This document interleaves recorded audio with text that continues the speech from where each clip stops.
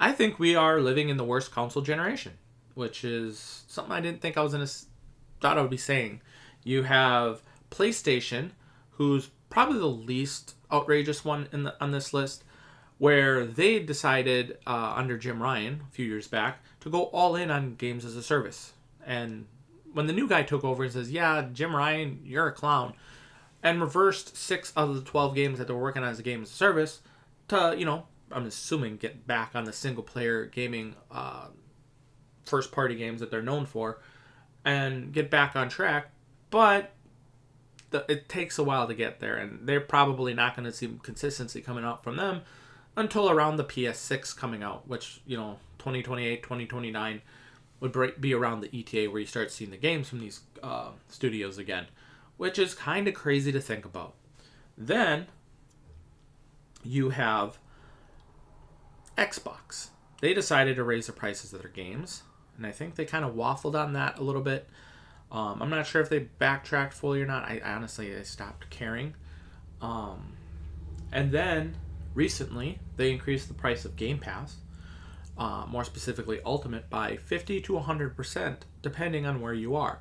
Where I live, it went from $20 to $30, so a 50% increase. But I've heard in some other countries they've actually increased it by 100%, which is kind of insane to think about.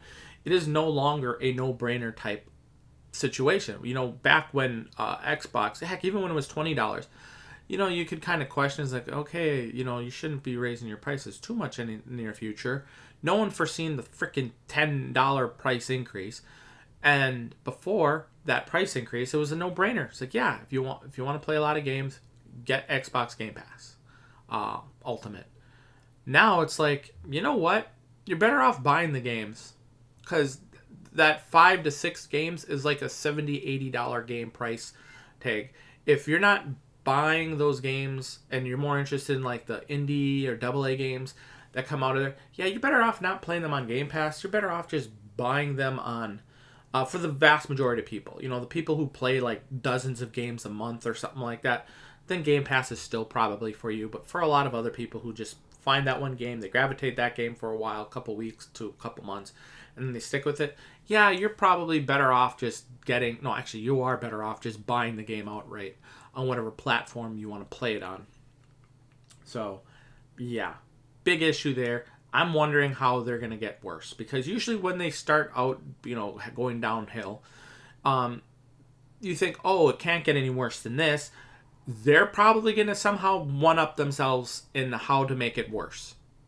So expect within the next, honestly, I'm going to say year or two, but to be honest, it might even be before the end of this year is over with, something worse coming from Xbox, some kind of price increase or some not very pro-consumer crap coming out of Xbox.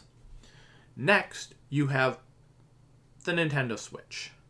The Switch is in just as bad of a position as Xbox, in my opinion. They're going downhill when it comes to their consumer friendliness. And you have them going after the competitors, going after Pal World, creating all these patents on game mechanics, because they don't want another Pal World to come out and outdo them. It's getting kind of ridiculous that they have such little faith in their developers that, at Game Freak or any of their other first-party studios, that they feel the best way to protect their games, because apparently the developers suck, which I don't agree with. They need to have more faith in the developers, is try and silence the competition. But, yeah, honestly, pretty sad state to be, for Nintendo, that they have such little faith in their developers. And the Switch game prices have gone up. And then you throw in the fact that they put a kill switch on the console, which is bad enough, but apparently they can be triggered remotely, which means theoretically you could have a bad actor come along and literally just send out a mass kill switch to pretty much is like a crap ton of Switch 2 consoles. I'm not sure if it's region based or if it's a worldwide trigger, like at one location or a couple locations that can go for the whole world. But imagine a situation where a bad actor gets access to those servers, either like a hacker for example, and just triggers a mass Switch 2 ban on and just bricks a bunch of consoles. Now, granted, they can reverse it, but I think it will probably take them time. It could take them days, weeks, depending on how their systems are for reversing the situation, maybe even months.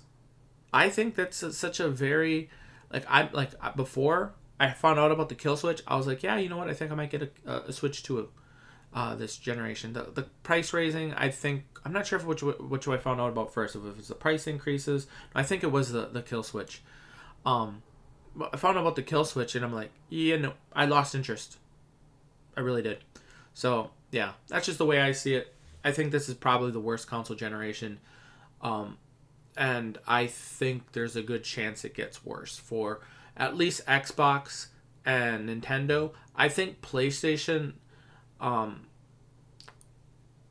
mean, they could get worse, but I think they're going to try and go for the appeal. It's like, hey, look, we're pro-consumer, to kind of just be the opposite of Nintendo and Xbox. I think that could be their game plan. And if they go down that game plan, then I think they have a lot more to gain.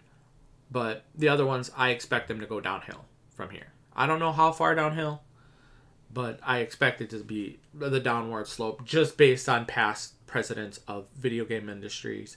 Not video game industries, video game corporations that get into we're so good, we're nice people, and we're all for the gamers, and then they're on top of the world because they're getting record breaking profits, and they just say, screw the customer.